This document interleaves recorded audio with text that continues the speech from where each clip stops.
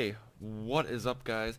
Dusty here, and yep, I am bringing you a Black Ops 2 gameplay, the first one in a couple weeks. Obviously, my last Black Ops video left off with me talking about how I did not like it very much, but over the past few days I've been playing it again, and trust me, I'm not going to sit here and say, oh yeah, no, it's awesome, I love it.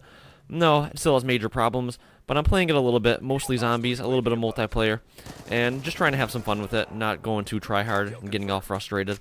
But at this point, I still don't feel comfortable enough in my gameplay skills to really give some good tips videos like I used to do with Modern Warfare 3. Those might come in a little while, or yeah, in a couple weeks if I continue to play the game and improve. But this was an exciting gameplay I got this morning nonetheless, so I figured I'd upload it, and while this gameplay is going on, I figured I'd talk about something not Call of Duty related, and I'm going to make my NFL picks for this season. Now, I'm a very, very avid NFL fan. I love football and I love hockey, and that is because I live in Buffalo, and our big two sports teams are football and hockey, the Buffalo Bills and the Buffalo Sabres.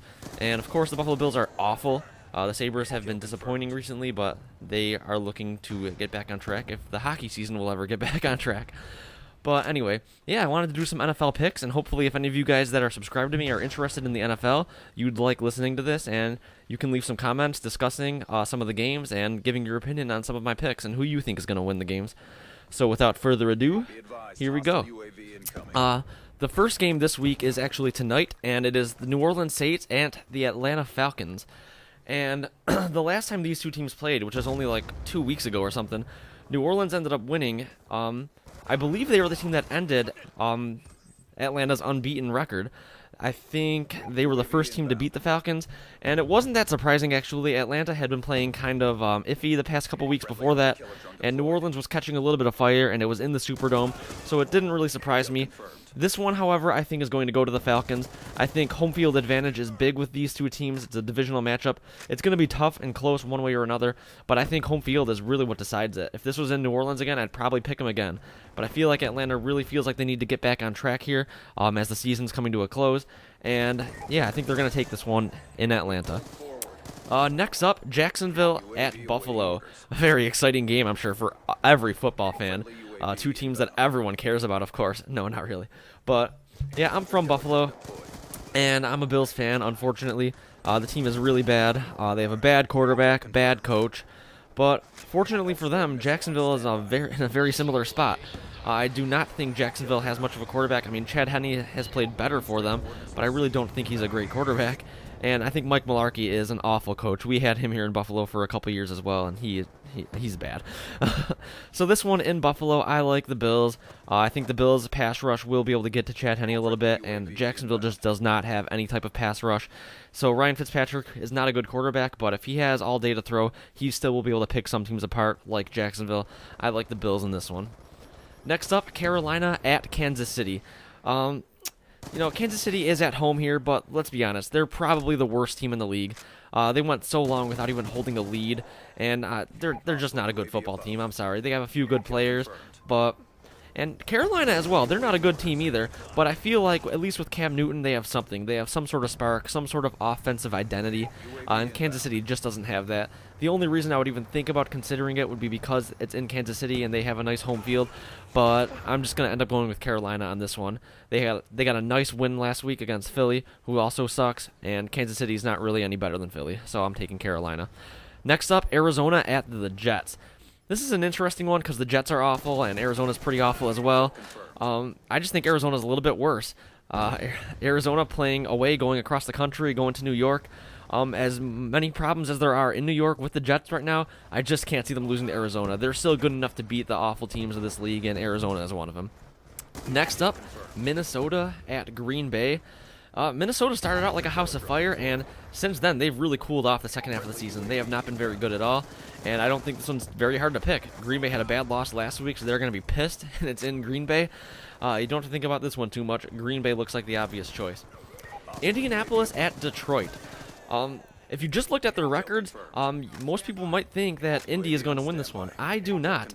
I think Detroit is the better team, believe it or not. I think as of late, the past few weeks, they've been playing much better. Their offense is back on track. Their defense is still terrible. But guess what? Indy's defense is awful too. And if you look at their record, you might think that they're better than they actually are. They have played an awful schedule, some awful teams. Last week, they just barely beat my Bills. Again, I keep bringing them up. They're not a good team. Anyone that can't beat Buffalo by more than 2 scores might have some issues. Andrew Luck, I think, is going to be an outstanding quarterback. I'm assuming that I'm going to love watching him play for a long time, but just not this year. He's just not there yet. He's doing fine. I mean, 7-4 as a rookie, I mean, that's great. I'm not going to sit here and try to rag on him any more than that.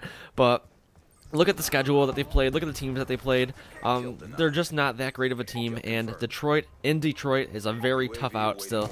Despite their record, they're playing better. I like Detroit in this one. New England at Miami. Look, I'm not going to spend much time on this one.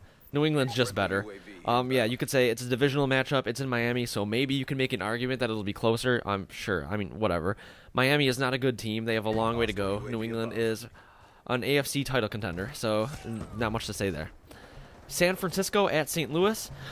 This one I think is a little bit closer than New England and Miami. Again, it's a divisional matchup. The road team is clearly better than the home team, but they did play to a tie in San Francisco. This one is in St. Louis.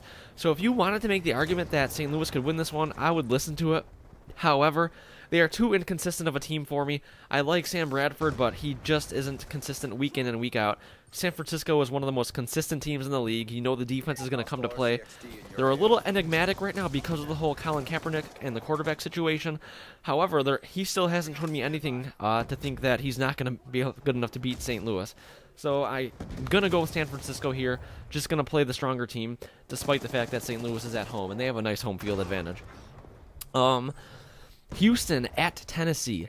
Again, this is not one I'm going to spend much time on. Tennessee is not a very good football team.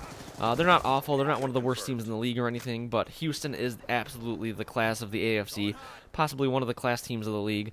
I just can't see them dropping an important divisional game to Tennessee. Next up, Seattle and Chicago. Look, Seattle games, I'm going to be perfectly honest. If you're a Seattle fan, I'm sorry, but Seattle games are the easiest to pick in the NFL.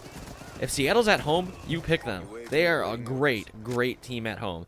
If they are on the road, however, they suck. There's just no point in picking them unless they're against another bottom-feeding team if they're on the road.